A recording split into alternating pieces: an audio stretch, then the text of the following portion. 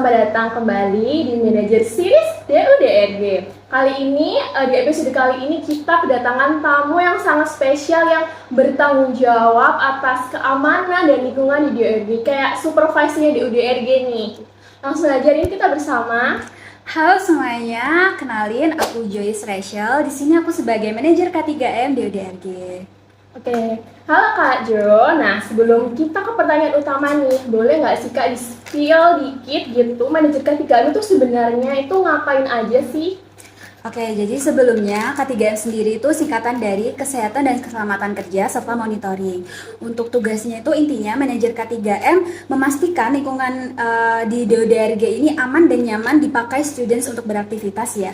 Mulai dari keamanan dari kondisi lingkungan, kemudian alat, bahan-bahan kimia yang mungkin berbahaya, sampai cara kerjanya semuanya diperhatikan supaya risiko human error dan kecelakaan kerja itu dapat diminimalisir. Gitu. Ternyata kayak challenging juga ya untuk tugas-tugasnya. Kalau misal dikerucutin lagi nih Kak untuk lebih detailnya, apa aja sih sebenarnya tugas utama Kak Jo sebagai manajer utama K3M?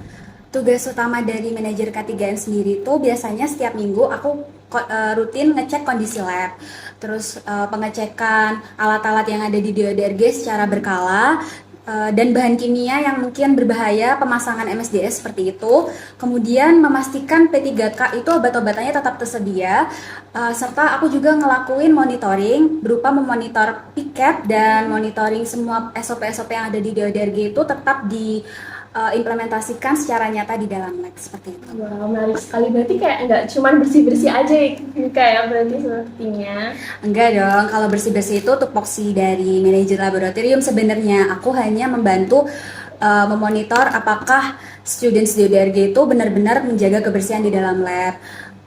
Mungkin K3M sendiri itu lebih ke menjaga sistem keselamatan kerja di dalam lab aja sih gitu. Terus nih Kak, selama menjadi manajer K3M, ada nggak sih Kak momen yang berkesan selama menjabat nggak? Pastinya ada. Justru semua momen di K3M itu berharga banget, berkesan banget buat aku karena ini tuh new experience for me ya. Aku cewek yang baru, yang asing banget sama kerjaan yang ada di K3M. Tapi ada satu hal yang paling berkesan buat aku, yaitu saat pemasangan lampu peringatan di ruang lab.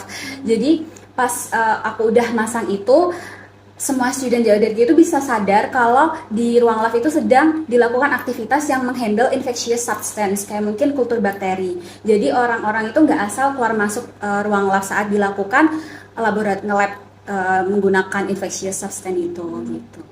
Ternyata kayak tugasnya Kak ini juga menarik banget ya sebagai manajer K3M. Ada nggak sih Kak kayak pesan atau harapan untuk student DUDRG?